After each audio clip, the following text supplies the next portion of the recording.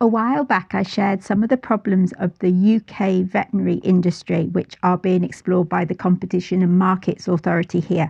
And they've now released their provisional report. So let's take a look at what's being planned.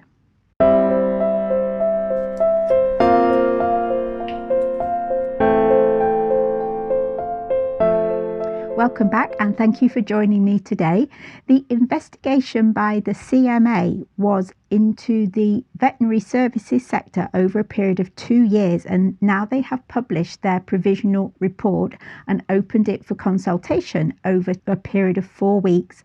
To hear some of that backstory, do check out the video links that I've put in the description, as we have talked about the background to this in the past. The focus of the investigation has been around transparency with prices, specifically lack of information, barriers to making an informed choice, and out-of-date regulatory framework. And that, by the way, was set up in 1966, when most vets were individual practices. AJ, I don't think that's going to be helpful, sweetie. So the regulatory framework was set up back in 1966, where most vets were individual practices, whereas now the majority of them are part of one of 6 large groups. And the CMA found that prices have risen by 67% over a 7-year period, which is nearly twice the rate of inflation in that time. And on average, in these large vet groups, they're charging 16.6% more than if it's an independent vet. So there are significant differences in pricing between the two types of vet. 84% of vet practices did not have any pricing information on their website, and the ones I've looked at did have some prices, but really quite limited ones, perhaps just for vaccinations or neutering. And treatment prices are not standardized, which makes it hard to find out how to compare costs in advance of needing them. Suggestions have included a range of changes which are supposed to be helping to improve transparency. And these are coming up on the screen now. Floppy might comment over that perhaps. The CMA believes that their proposed changes are going to help in 3 main ways.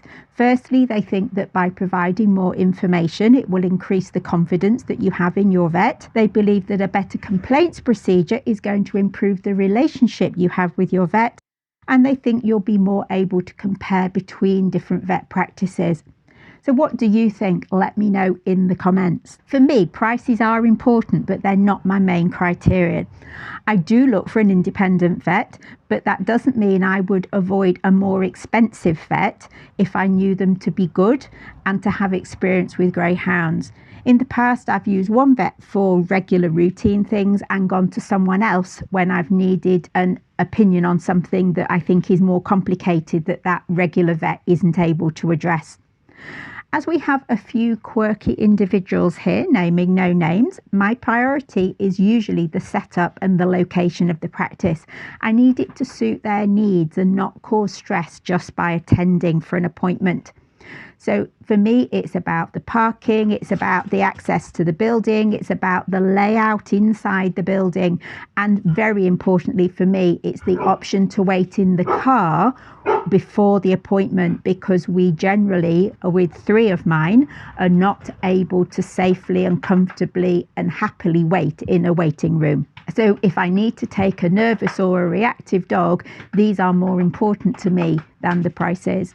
With Floppy and Gandalf, I've also had to think about the route to get to the vet. If I've had to travel through built-up areas where we might see people walking their dogs, they're going to have a meltdown on the way. And if I have to pay more to avoid that type of situation, then so be it. I would also definitely avoid somewhere if I've heard bad reports of them in the past, and that has happened to me before. However cheap or however close, I'd rather drive further and pay more for a vet I feel confident using. So that confidence is important to me. I totally agree that transparency is a good thing, especially if the management of the vet practice changes and that affects your experience of them. But once you're registered with a vet, you do tend to stay with them unless there's another reason to cause you to move. And prices are likely to keep changing over time. Prices certainly go up from year to year with the practices I've been at. And some of sort of ranking system perhaps might be useful for comparisons across local practices. It would help you to make an informed choice without ploughing through websites looking for a list of their costs. You might also find that your choices are limited for other reasons. It might be there just aren't many vet practices available locally, and then amongst those local options you could be constrained by your travel options. So, example, I couldn't use my current vet if I didn't have a car. They probably are still the closest one, but I wouldn't be able to get to them without being able to drive because there isn't a bus that goes there. And another thing might be they could close their books due to client numbers. And I've seen that happen twice, once at the practice that I'm at now, and once another practice locally advertised that they were closing their books due to the sheer number of patients registered with them. And so that could reduce the number of practices you have to choose from if you're not registered with a vet already. Another issue might be that not all of them deal with the insurer that you use, and that can be important if you have insurance. Talking of insurance, this can affect prices in other ways as well. It will influence the impact that transparency on pricing and capping of the prescription price is going to have on you as a consumer. Medication costs can vary substantially. AJ's minoxidil, for example, is £75 from my vet for the bottle that he has. I can get the exact same bottle for just under £15 online. And that means that even with paying for the prescription and postage, I still save money. However, insurers won't always pay for the written prescription, only for the medication. And if insurance is paying your bill, you would actually be out of pocket by taking that prescription and going elsewhere, compared with buying the more expensive version of that medication at the vet. This reduces the incentive for vets to control their prices and perhaps in turn incentivizes people to buy insurance. And this seems like a good arrangement for the big companies, but not necessarily for us. So do let me know what you think about that subject in the comments.